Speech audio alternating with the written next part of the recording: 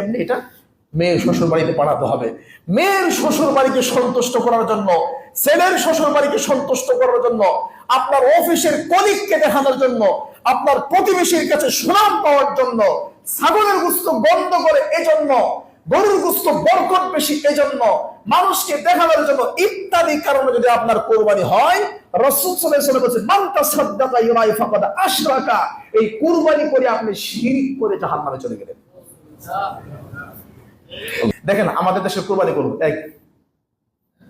আমাদের দেশের কুরবানির সিস্টেম গুলো দেখেন, বাস্তবতার সাথে মিলে যাবে। এই সমস্ত কারণে যদি আপনার কুরবানি হয়, এই সমস্ত কারণে যদি আপনার কুরবানি হয়, আল্লাহর কসম করে আল্লাহর ঘর মসজিদের মেম্বারে দাঁড়ায় বলছি, জিন্দেগিতে আপনার কুরবানি হবে তো হবেই না, কখনোই হবে না, বরং এই কুরবানি আপনাকে মুশরিক বানায় জাহান্নামে নিয়ে যাবে।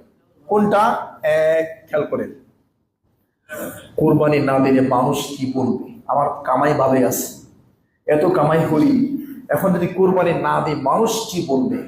মানুষের জন্য যদি হয় তাহলে এটা শিরক হবে। দুই, কুরবানির ক্ষেত্রে উত্তম হচ্ছে একাকী দেওয়া, সেটা ছাগল হোক। কিন্তু আপনি বললেন ছাগলের গোশত বন্ধ করে, ছাগল দিয়ে দিলে হবে না, ছাগল দিয়ে দিব না আমি, ছাগলের গোশত বন্ধ করে, কেমন যদি বন্ধ করে গরুর গোশত দিয়ে, মানে গরু দিয়ে কোরবানি দেবো, এটা আমার কাছে ভালো লাগে। তার মানে আপনি গোশত খাওয়ার জন্য কোরবানি দিচ্ছেন, আপনার কোরবানি হবে না। তিন নাম্বার, আপনি বললেন ছাগল কিনতে গেলে মিনিমাম 15 থেকে 20,000 টাকা লাগবে।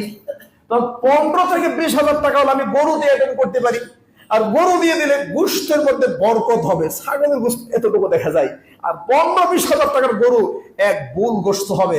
এরপর পা তো আসি, মাথা তো আসি, হাড্ডি তো আসি, চামড়া তো আসি, চামড়া আলাদা হিসাব। এই যে আপনার উদ্দেশ্য।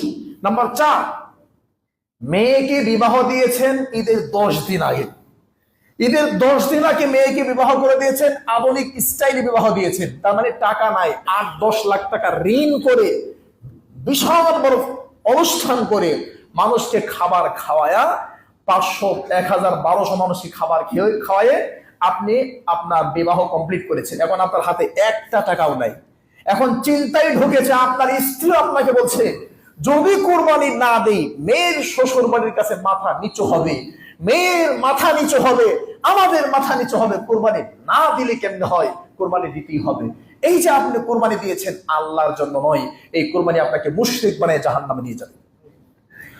এরপরে আশ্চর্য, আমার কয়দিন আগে ভিডিওতে দেখলাম এক ঢাকায় মহিলা বলছে যে আমাদের পুরান ঢাকার ঐতিহ্য এখনো মেয়ের বিবাহ হওয়ার পরে মেয়ের শ্বশুর বাড়িতে গরুর আস্তা রান, একদম আস্থা একটা রান সুন্দর করে কেটে, এটা টাচ করা যাবে না, যেমনি আছে এমনি এটা মেয়ের শ্বশুর বাড়িতে পাঠাতে হবে।